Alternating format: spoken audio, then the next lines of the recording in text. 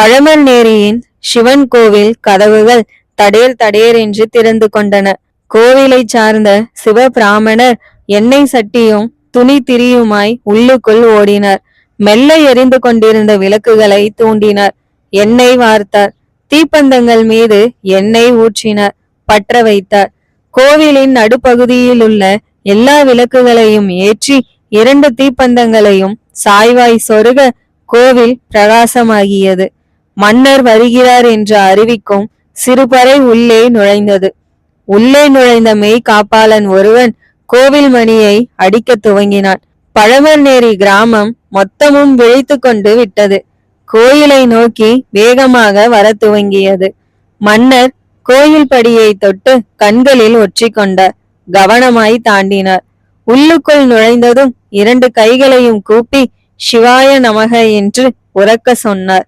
அவர் குரலை உள்வாங்கி அங்கிருந்த பல பேரும் சிவாய நமக என்று எதிரொலித்தார்கள்.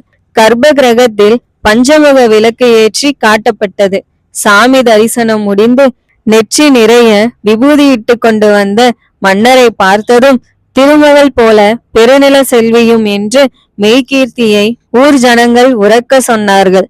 மன்னர் அந்த மெய்கீர்த்தியை கைகூப்பி ஏற்றுக்கொண்டார். எங்கே அமரலாம் என்று புன்னகையோடு கேட்டார். மன்னரையே பார்த்து கொண்டிருந்த மக்கள் அவர் புன்னகைக்கு மயங்கி நாலா பக்கமும் போய் இங்கே அங்கே என்று இடம் காட்டினார்கள்.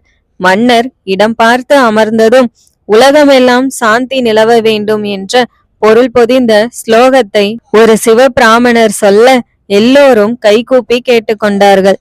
மன்னர் அமர்ந்ததும் ஓசை எழ எல்லாரும் உட்கார்ந்தார்கள்.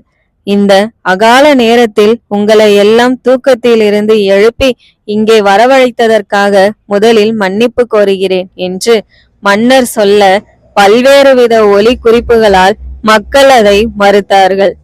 யாரோ ஒரு வயசாலி நல்லா இருக்கு போங்க என்று மன்னரை சற்று அன்போடு கடிந்து கொண்டார். மன்னர் அந்த அன்பான பேச்சுக்கு சிரித்தார். மக்கள் மறுபடியும் அந்த சிரிப்புக்கு மயங்கி அவரையே பார்த்து கொண்டிருந்தார்கள். திருவையாறு நோக்கிதான் போய்க் கொண்டிருந்தேன். ஆனால் தேவரடியார்கள் வந்த மாட்டு வண்டிகள் ஆற்றில் இறங்க சரியான இடம் கிடைக்காமல் இடம் மாறி போய்கொண்டே இருப்பதாய் எனக்கு தகவல் வந்தது.